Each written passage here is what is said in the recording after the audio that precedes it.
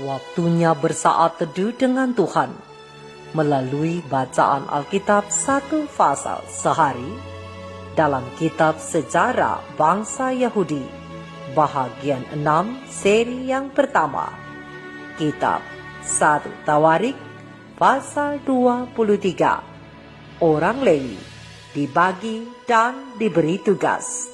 Selamat membaca, mendengarkan, merenungkan dan melakukan firman Tuhan. Kiranya Roh Kudus senantiasa menuntunmu dalam memahami sabdanya dan memampukanmu menjadi pelaku firman.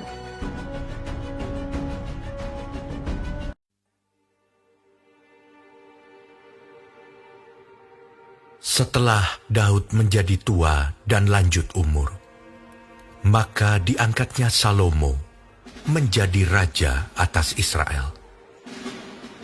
Ia mengumpulkan segala pembesar Israel, juga para imam dan orang-orang Lewi.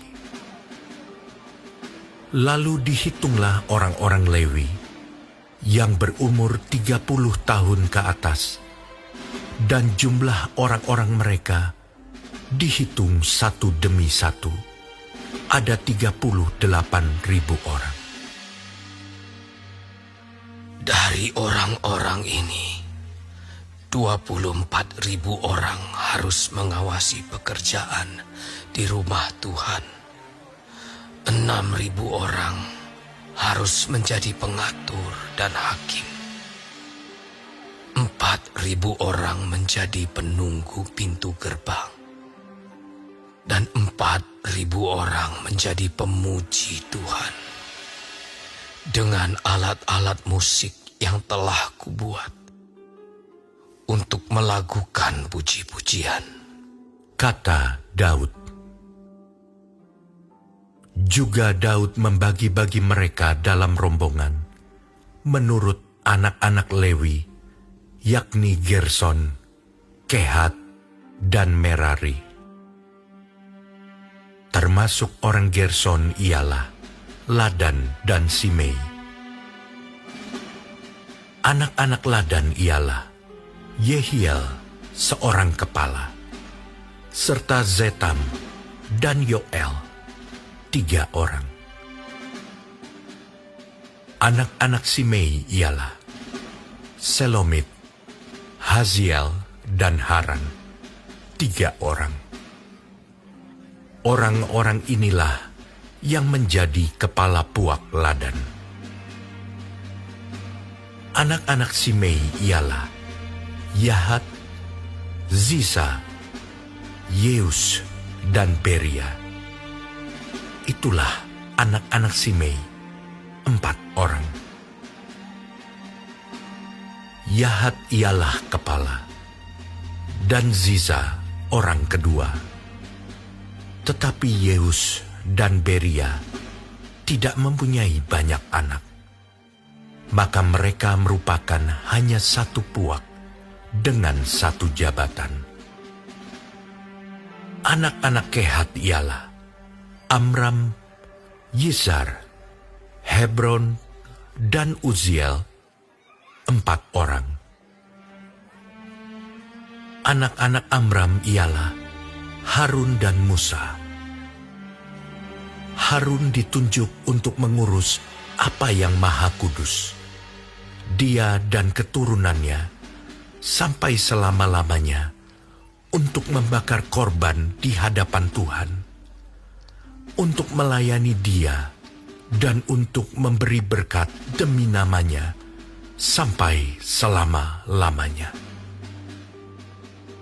Anak-anak Musa, abdi Allah itu, digolongkan kepada suku Lewi. Anak-anak Musa ialah Gersom dan Eliezer.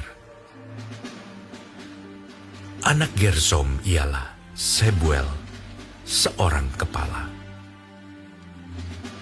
Anak Eliezer ialah Rehabia, seorang kepala. Eliezer tidak mempunyai anak-anak lain. Tetapi anak-anak Rehabia luar biasa banyaknya. Anak Gizar ialah Selomit, seorang kepala. Anak-anak Hebron ialah Yeria, seorang kepala. Amaria anak yang kedua, Yahaziel anak yang ketiga, dan Yekameam anak yang keempat. Anak-anak Uziel ialah Mika, seorang kepala, dan Yisia anak yang kedua. Anak-anak Merari ialah Mahli dan Musi. Anak-anak Mahli ialah Eleazar dan Kis. Ketika Eleazar mati, ia tidak mempunyai anak laki-laki, hanya anak perempuan. Lalu anak-anak Kis, saudara sepupu mereka, mengambil mereka menjadi istri.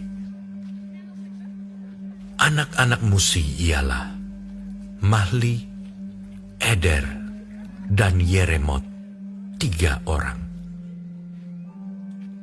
Itulah Bani Lewi menurut puak mereka, kepala-kepala puak mereka.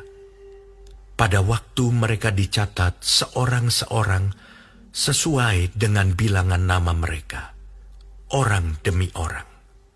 Yang berumur 20 tahun atau lebih, merekalah yang harus melakukan pekerjaan untuk ibadah di rumah Tuhan. Sebab Daud telah berkata, Tuhan, Allah Israel, telah mengaruniakan keamanan kepada umat-Nya, dan ia diam di Yerusalem sampai selama-lamanya. Dengan demikian, tidak usah lagi orang Lewi mengangkat bait suci dan segala perkakas yang dipakai untuk ibadah di situ. sebab sesuai dengan titah Daud yang belakangan, mereka yang didaftarkan dari anak-anak Lewi ialah yang berumur 20 tahun ke atas. Tugas mereka ialah membantu anak-anak Harun untuk menyelenggarakan ibadah di rumah Tuhan, mengawasi pelataran, bilik-bilik, dan pentahiran segala barang kudus, serta melakukan pekerjaan yang berhubungan dengan ibadah di rumah Allah. Juga mereka harus menyediakan sajian dan tepung yang terbaik untuk korban sajian, roti tipis yang tidak beragi, apa yang dipanggang di atas panggangan, apa yang teraduk, dan segala sukatan dan ukuran. Selanjutnya, mereka bertugas menyanyikan syukur dan puji-pujian bagi Tuhan setiap pagi. Demikian juga pada waktu petang dan pada waktu mempersembahkan segala korban bakaran kepada Tuhan. Pada hari-hari Sabat, bulan-bulan baru, dan hari-hari raya, menurut jumlah yang sesuai dengan peraturan yang berlaku bagi mereka, sebagai tugas tetap di hadapan Tuhan.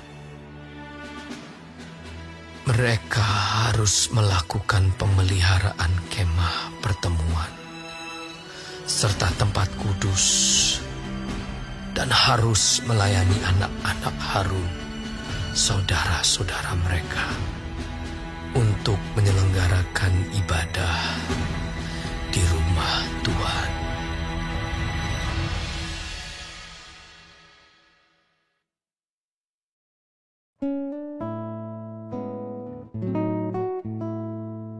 Kita telah menyelesaikan bacaan Alkitab 1 pasal sehari dalam kitab 1 Tawarik pasal yang ke-23.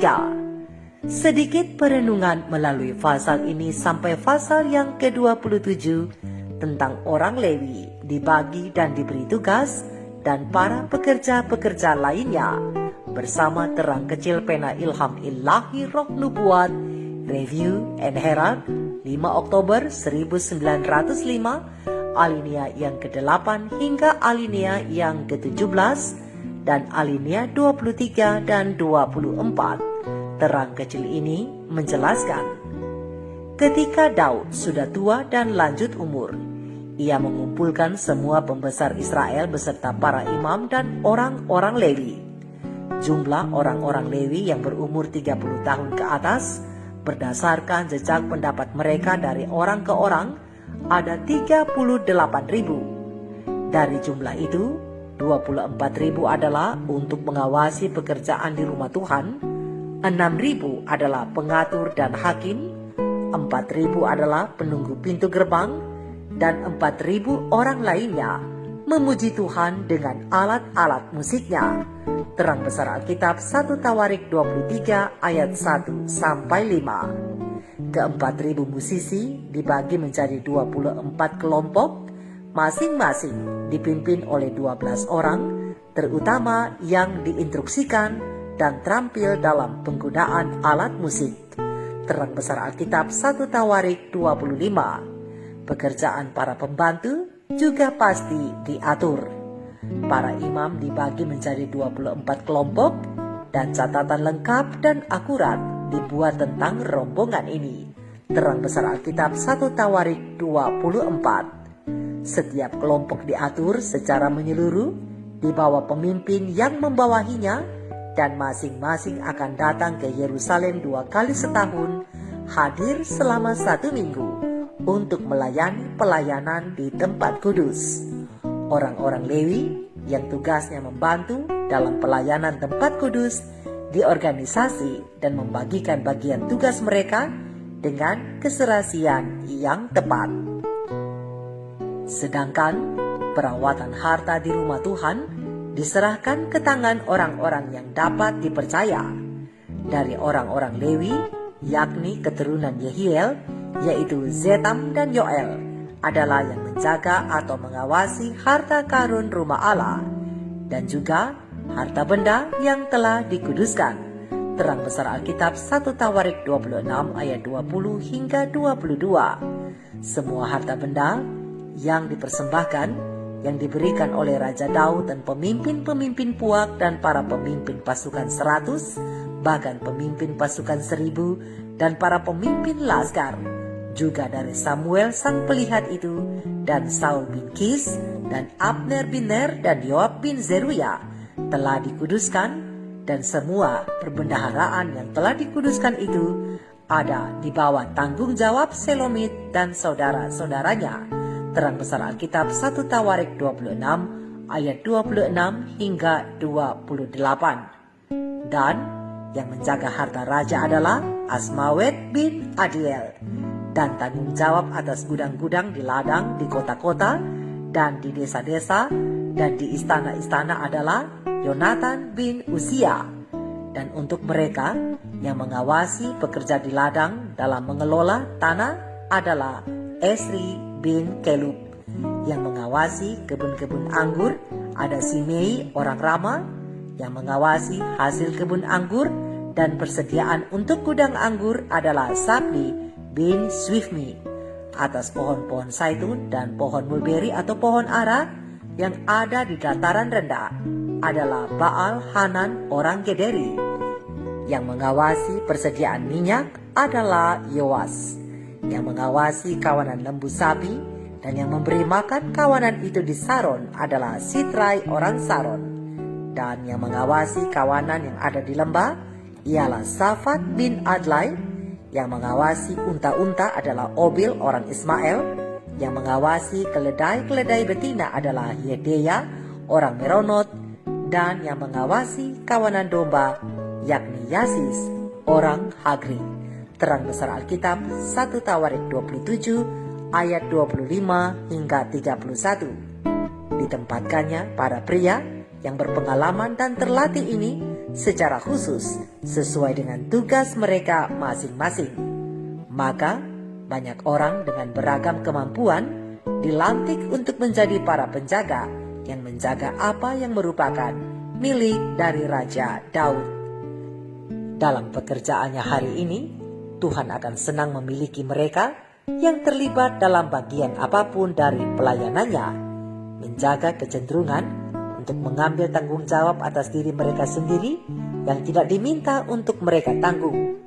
Beberapa hambanya harus mengarahkan urusan bisnis yang terkait dengan pekerjaannya di bumi, dan yang lain harus mengurus hal-hal rohani. Setiap pekerja harus berusaha untuk melakukan bagiannya dengan baik dan bukan menyerahkan tugas yang dipercayakan kepadanya kepada orang lain. Selama bertahun-tahun, Tuhan telah menginstruksikan kita untuk memilih orang-orang bijak, orang-orang yang berbakti kepada Tuhan, orang-orang yang tahu apa prinsip-prinsip sorga, orang-orang yang telah belajar apa artinya berjalan dengan Allah dan menempatkan pada mereka tanggung jawab untuk mengurus urusan bisnis yang terkait dengan pekerjaan kita di muka bumi. Ini sesuai dengan rancangan Alkitab sebagaimana yang diuraikan dalam Kisah Para Rasul pasal yang ke-6 ayat 1-6. Kita perlu mempelajari rencana ini karena itu disetujui oleh Allah. Mari kita ikuti firman. Adalah kesalahan besar untuk mempertahankan seorang pendeta yang memiliki kuasa untuk memberitakan Injil, namun terus-menerus bekerja dalam urusan bisnis. Barang siapa yang mengemukakan sabda kehidupan tidak akan membiarkan terlalu banyak beban ditimpakan kepadanya. Ia harus meluangkan waktu untuk mempelajari firman dan memeriksa diri sendiri. Jika ia dengan cermat mencari hatinya sendiri dan menyerahkan diri kepada Tuhan, ia akan lebih memahami bagaimana memahami hal-hal yang tersembunyi dari Allah. Biarkan para pendeta dan guru mengingat bahwa Allah meminta pertanggungjawaban mereka untuk mengisi jabatan mereka sebaik mungkin, untuk membawa ke dalam pekerjaan mereka kekuatan terbaik mereka. Mereka tidak boleh mengambil tugas yang bertentangan dengan pekerjaan yang telah diberikan Tuhan kepada mereka. Sudah waktunya bagi para pelayan Tuhan untuk memahami tanggung jawab dan kesucian misi mereka. Ada ganjaran bagi mereka jika mereka gagal melakukan pekerjaan yang mereka sendiri akui bahwa Allah telah meletakkannya di atas tangan mereka. Jika manusia dalam bidang pekerjaan apapun harus meningkatkan kesempatan mereka untuk menjadi bijak dan efisien, itu adalah mereka yang menggunakan kemampuan mereka dalam pekerjaan membangun kerajaan Allah di dunia kita.